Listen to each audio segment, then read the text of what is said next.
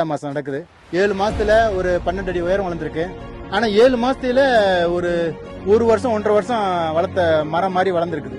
கிளை இல்லாம வருது. அதான் இதோட பிளஸ் பாயிண்ட் என்னன்னா கிளை இல்லாம இருக்குது. ரொம்ப அழகா நேர ஒரே கிளை தான் இது போத்தி தான் போகுது. இது ஒரு வருஷத்துல குறைஞ்சது ஒரு 20 அடி உயரம் வளரும். இந்த நம்பிக்கை எனக்கு இருக்குது. 20 அடிக்கு மேல போயிடும் நினைக்கிறேன். இப்பவே ஒரு 12 அடி இருக்குது, 12-13 அடி இருக்கு. ஏன்னா நாங்க மாசம் நான் அளந்து பார்ப்பேன். ஒரு 1 இன்ச்சு 1.5 இன்ச்சு கூட தான் போயிட்டே இருக்குது. 150 மரம் நட்டேன். 150 மரம் பழச்சிருக்குது. எந்த மரமும் இறந்தே போகல. ஒரு 150 தேக்கு தான் நட்டேன். 150 தேக்கம் ஒரே அளவு வளர்ந்துருக்குது. ஒன்னு சின்னது பெருசு இல்லாம எல்லாமே ஒரே அளவுல இருக்குது. இதுல மறுபடியும் தேக்கு ஒரு 500 தேக்கு மரம் போடலாம்னு இருக்குது. பெரிய பிரச்சனையே இந்த கூலியால் பற்றாக்குறை தான், வேலையாள்கள் பற்றாக்குறை தான். அப்ப இந்த மரப்பயிர் வாங்கும்போது எனக்கு செலவினம் ரொம்ப குறைவா இருந்துச்சு. மரங்கள் நட்டுருவேன், சொட்டு நீரை போட்டேன். ஒரே ஒரு ஆள் தான் இதெல்லாம் மெயின்டைன் பண்றாரு. இந்த 3000 மரங்களையும் அவர் வந்து மோட்டர் போடுவாரு, அங்க கேட்டு வளர்த்துருக்கேன், கேட்டு திறந்து விடுவாரு. இந்த புல் வளர்ந்தா மட்டும் நான் வண்டி வச்சு உழுவு ஓட்டிக்குவேன். ஆனா இந்த 10 ஏக்கர்ல இது பல கோடிக்கே வருமானத்துக்கு ஏற்ற அளவுக்கு நமக்கு மரங்கள் வளர்ந்துருக்கு. இப்ப நீங்க நடும்போது ஒரு 25 அடி போயிட்டாக்க ஒரு 4 சுற்றளவு வந்துடும். குறைஞ்சபட்சம் 4 சுற்றளவு. நான் குறைஞ்சபட்சம் சொல்றேன், அதிகபட்சம் சொல்றேன். இப்ப 4 சுற்று வரும்போது ஒரு மரம் குறைஞ்சது ஒரு 20,000 25,000 வரைக்கும் வருமானம் இருக்கு. பாதி பிரைஸ் தான் சொல்றேன்.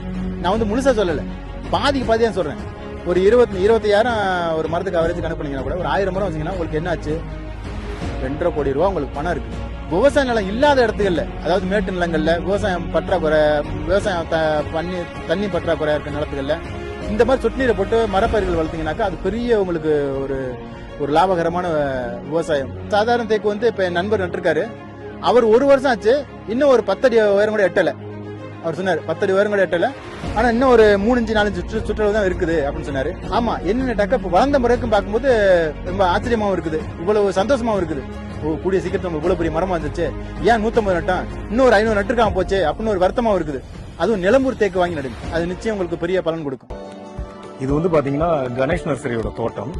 இங்க வந்து நம்ம கேமரா பிக்ஸ் பண்ணிருக்கோம். இங்க வந்து ஒரு 1000 செடி வந்து நடவு பண்ண போறோம். 500 ஆப்பிரிக்கன் மஹோகனி காயா சனங்கலென்சிஸ், 500 நிலம்பூர் தேக்கு. அந்த 1000 செடிகளையும் வந்து நாங்க எந்தெந்த முறைகள்ல வந்து நாங்க வளர்க்குறோம், அதை 24x7 நீங்க வந்து எப்ப வேணாலும் லைவா நீங்க பாத்துக்கலாம். ஏன் இது இப்படி ஒரு விஷயம் அப்படின்னு பாத்தீங்கன்னா, எல்லாருக்குமே வந்து நீங்க வளர்ப்பீங்க, எங்களுக்கு வளர மாட்டேங்குது, நீங்க சொல்ற உயரம் வந்து எப்படி ஒரு வருஷத்துல வரும், 6 மாசத்துல வருங்கிறீங்களா. பக்கத்துல வந்து கிட்டத்தட்ட ஒரு 10 அடி ஸ்கேல் நாங்க வச்சுட்டு எவ்வளவு நாள்ல எவ்வளவு உயரம் வளருதுங்கிறத வந்து நீங்க லைவா பாத்துக்கலாம். அப்புறம் வந்து நம்ம பேஸ்புக் லைவும் போடுவேன். இதன் மூலமா வந்து உங்களுக்கு என்ன கிடைக்கும் அப்படின்னு பாத்தீங்கன்னா, ஒரு மரப்பயிரை எப்படிலாம் வளர்க்கணும் நீங்க கண்டிப்பா ஒரு 6 மாசத்துலயே தெரிஞ்சுக்குவீங்க.